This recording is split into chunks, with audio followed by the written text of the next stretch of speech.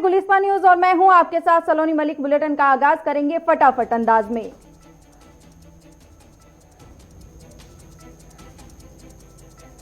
जम्मू कश्मीर के पुलवामा में एनकाउंटर, सुरक्षा बलों ने 3 आतंकियों को ढेर किया है। अल बदर मुजाहिदीन आतंकी संगठन से जुड़े थे आतंकी।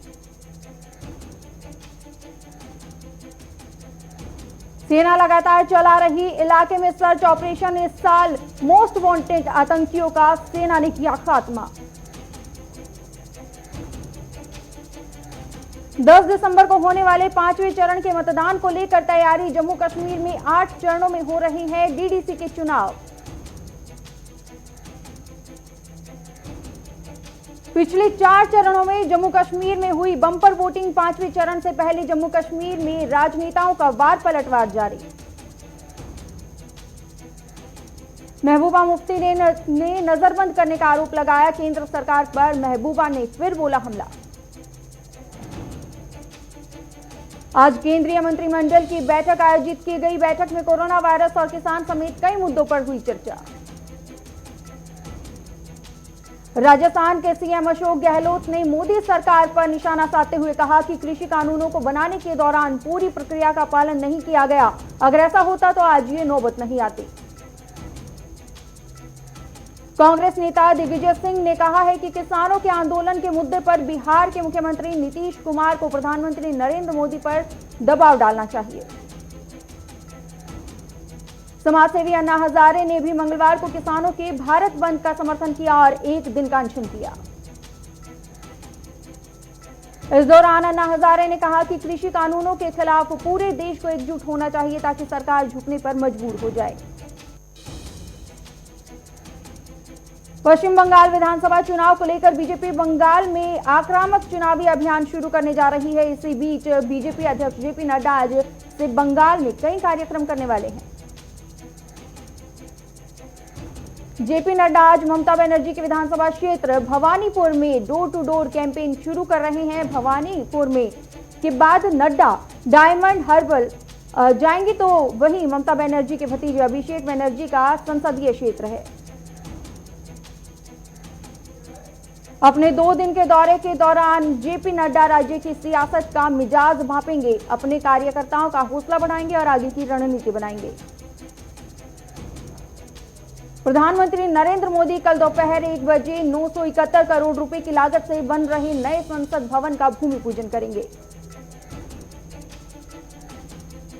फोर्ब्स ने 100 पावरफुल वुमेन की लिस्ट जारी की है, जिसमें अमेरिका की नवनिर्वाचित उपराष्ट्रपति कमला हैरिस के साथ साथ वित्त मंत्री निर्मला सीतारमण भी शामिल है। इस सूची में लगातार 10वें साल जर्मनी की चांसलर एंजेला मेर्केल शीर्ष पर है। कमला हैरिस सूची में 3रे स्थान पर है और निर्मला सीतारमण इस सूची में 41वें स्थान पर है। पहाड़ों पर हो रही बर्फबारी भी मैदानी इलाकों में ठंड का सितम बढ़ रही है। देश के अधिकांश हिस्सों में अब ठंड बढ़ने लगी है। दूसरी तरफ दक्षिणी राज्यों में बारिश का मौसम बना रहा है। बिहार और पश्चिम बंगाल के भी कुछ हिस्से कोहरे की चपेट में आने वाले हैं। तमिलनाडु और पुडुचेरी में बारिश का पूर्वानुमान है। राजधानी दिल्ली में सुबह के समय कई इलाकों में घना कोहरा देखने को मिला। मौसम विभाग ने बताया कि आज पूरे दिन दिल्ली में मध्यम कोहरा बना रहेगा। हरियाणा के अंबाला में सुबह की शुरुआत घने कोहरे के साथ हुई। मौसम विभाग विज्ञान के अनुसार आज अंबाला में बतौर आम तौर पर बादल छाए रहेंगे। दिल्ली के साकेत कोर्ट में एक याचिका दाखिल की गई है, जिसमें कुतुब मीनार परिसर में बनी कुव्वत अल इस्लाम मस्जिद पर दावा ठोका गया है।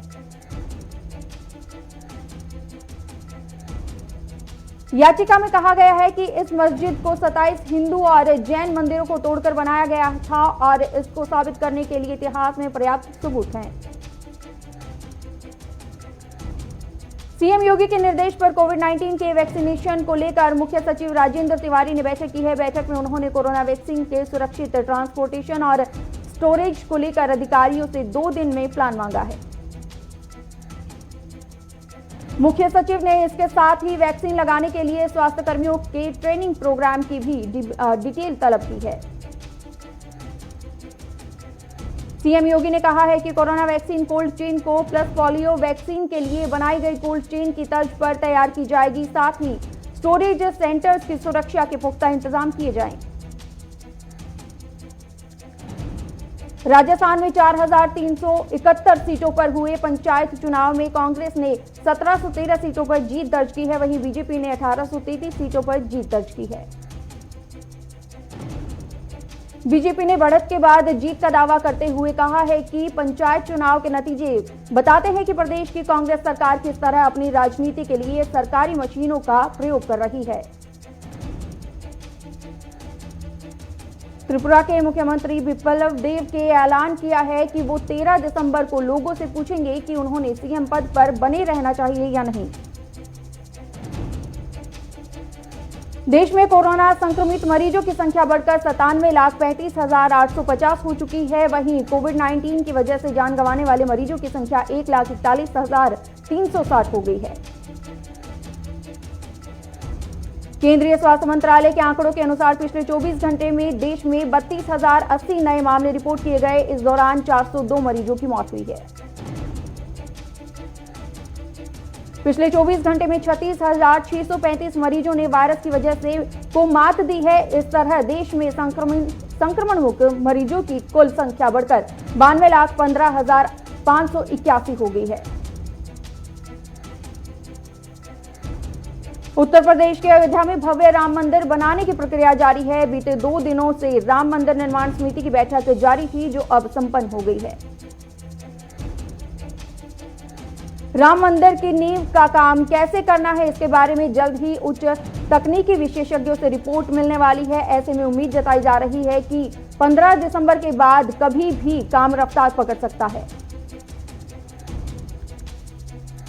जम्मू कश्मीर के पुलवामा में सुरक्षा बलों ने एक मुठभेड़ में 2 आतंकियों को मार गिराया है, जबकि एक नागरिक घायल हो गया है।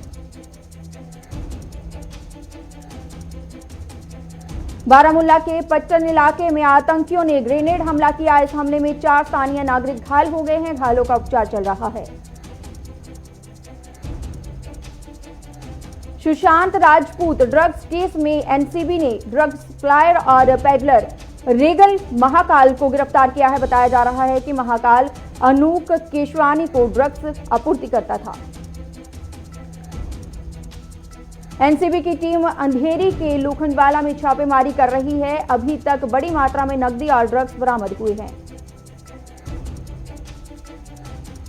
बिहार के समस्तीपुर रेल मंडल के 28 महत्वपूर्ण स्टेशनों में 50 मल्टीपर्पज स्टॉल खोले जाएंगे। इन नई सुविधाओं के तहत यात्रियों को इमरजेंसी दवा से लेकर खाने पीने और जरूरत के सामान एक ही स्टॉल पर मिलेंगे। समस्तीपुर रेल मंडल की एक योजना को अंतिम रूप देने के लिए रेलवे ने निविदा निकाली दी है और इस निविदा के अंतिम तारीख 10 दिसंबर निर्धारित की गई है। बिहार के मुजफ्फरपुर शेल्टर होम कांड के एक दोषी रामानुज ठाकुर की तिहाड़ जेल में मौत हो गई है। रामानुज इस कांड के दोषी ब्रजेश ठाकुर का मामा लगता था। सोलन में कोरोना को लेकर प्रशासन सख्त हो गया है। डीसी और एसीपी ने बाजार में जाकर लोगों को जागरूक किया और बिना मास्क के घूम रहे लोगों के चालान काटे।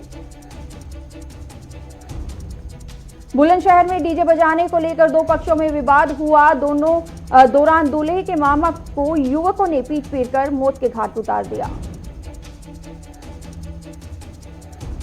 बहराइच में महिला सीडीओ ने शिवपुर सामुदायिक स्वास्थ्य केंद्र पर छापा मारा और लापरवाही पर अस्पताल में तैनात कर्मचारियों का वेतन रोका।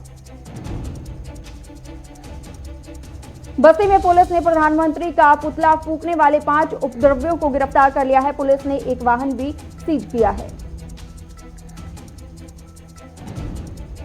हंसडीह में अवैध शराब कारोबारी को पकड़ लिया है। पुलिस को यह बड़ी कामयाबी हाथ लगी है।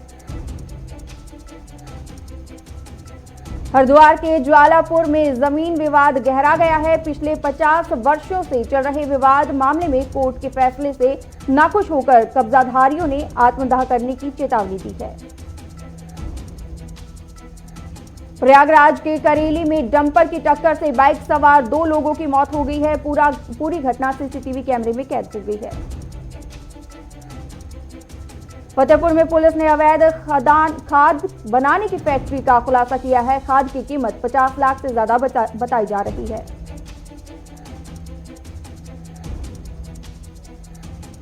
गाजीपुर में शादी में डीजे पर गाना बजाने को लेकर हुए विवाद में दूल्हे के चचेरे भाई को गोली मार दी गई है, जिसमें उसकी मौत हो गई है।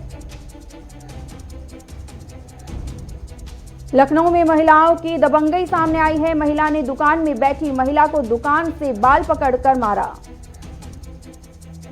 शाहीबागंज में पुलिस को बड़ी कामयाबी मिली है। पुलिस ने 3 आरोपियों को गिरफ्तार किया है, जिनके पास से देशी पिस्तौल और 3 जिंदा कारतूस बरामद हुए हैं।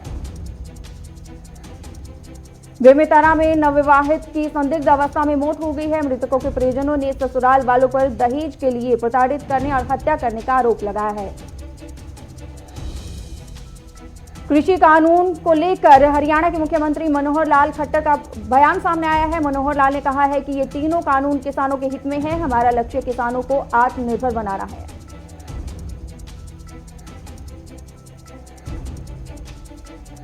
फतेहपुर में पुलिस ने लूट की फर्जी सूचना देने के आरोप में 6 लोगों को गिरफ्तार कर जेल भेज दिया है।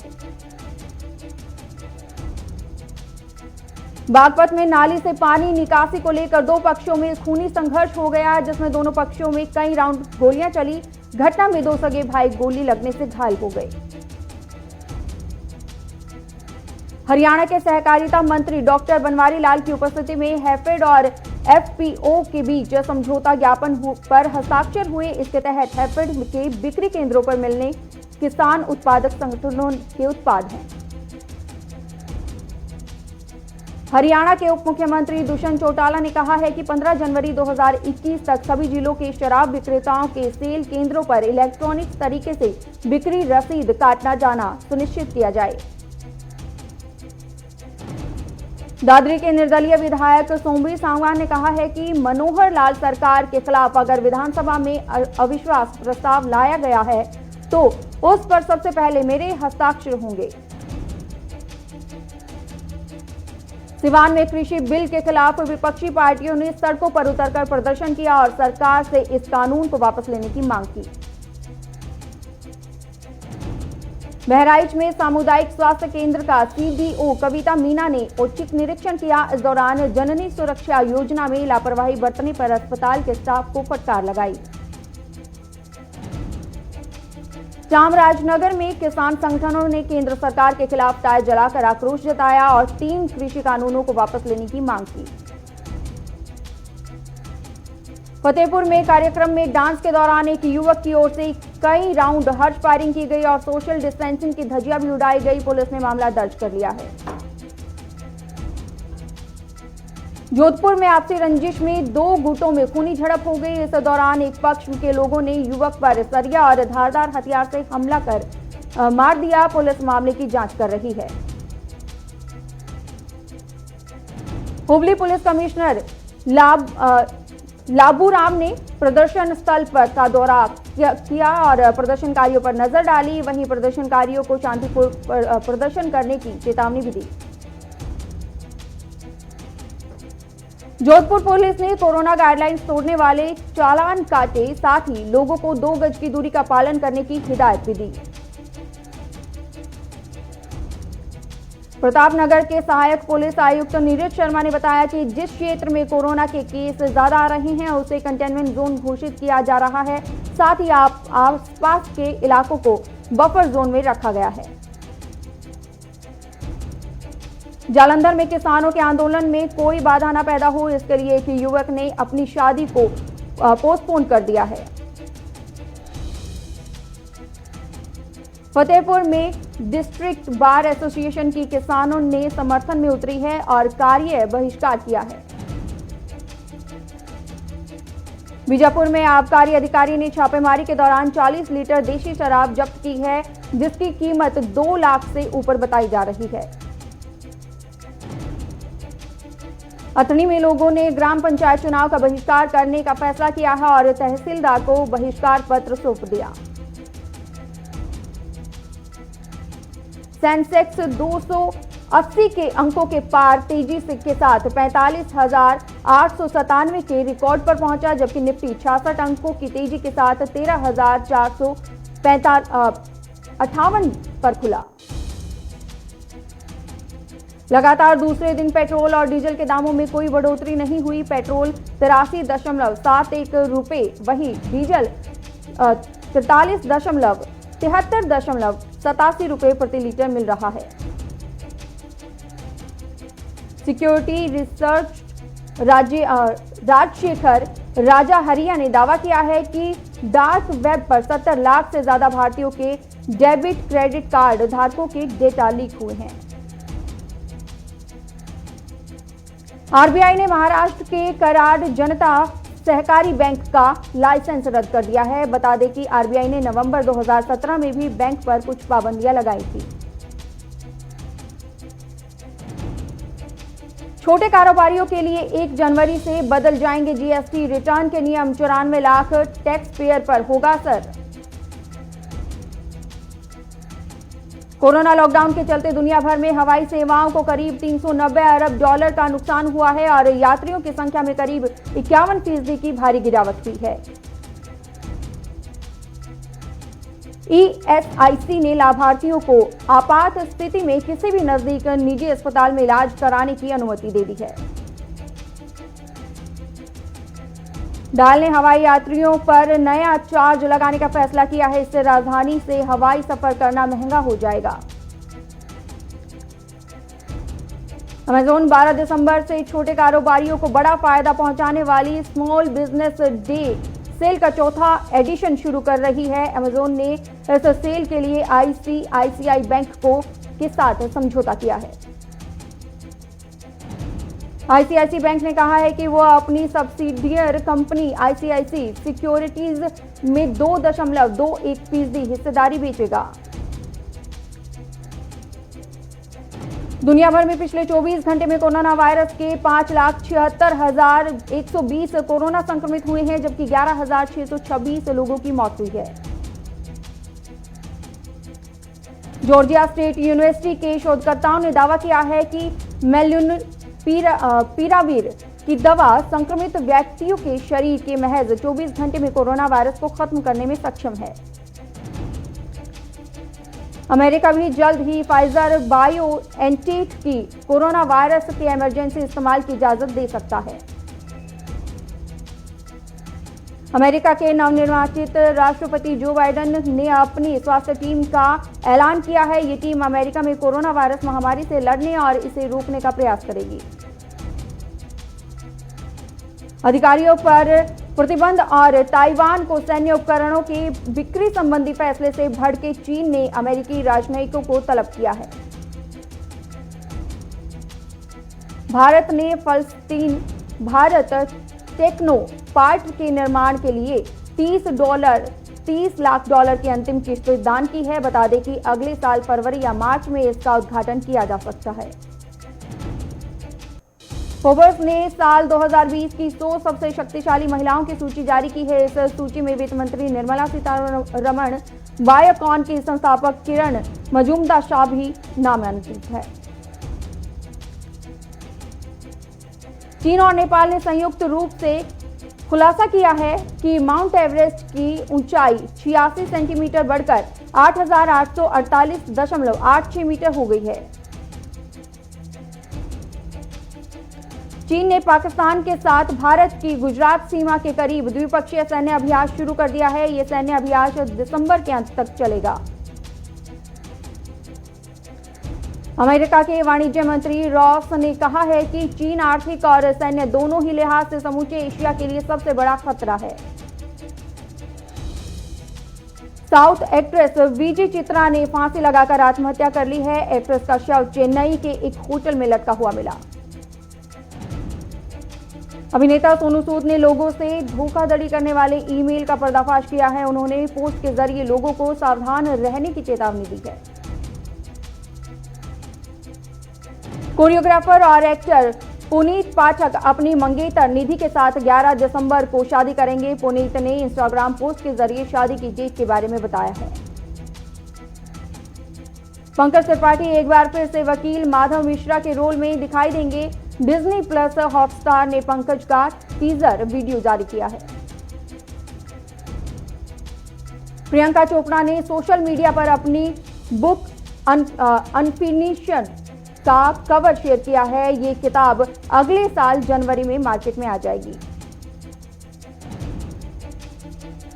ऑस्ट्रेलिया के खिलाफ T20 सीरीज में शानदार प्रदर्शन के लिए मैन ऑफ द सीरीज बने हार्दिक पांड्या ने कहा है कि टी नटराजन अपनी शानदार गेंदबाजी के कारण इस पुरस्कार के असली हकदार थे।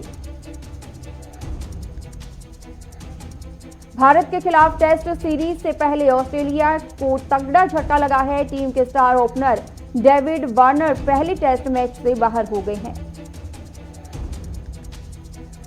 भारतीय कप्तान विराट कोहली ने संकेत दिया है कि वो ऑस्ट्रेलिया के खिलाफ प्रैक्टिस मैच से बाहर रह सकते हैं। स्विच हिट को लेकर बीसीसीआई अध्यक्ष सौरव गांगुली ने कहा है कि ये शॉट खेलने में कोई बुराई नहीं है। ये खेल अब बहुत आगे बढ़ चुका है और मुझे नहीं लगता है कि इस शॉट बल्लेबाजी से छीना जा सकता है। इंग्लैंड के स्टार ऑलराउंडर बेन स्टोक्स के पिता का निधन हो गया है। उनके पिता ने दिमाग के कैंसर से 1 साल तक जूझने के बाद 65 साल की उम्र में अंतिम सांस ली।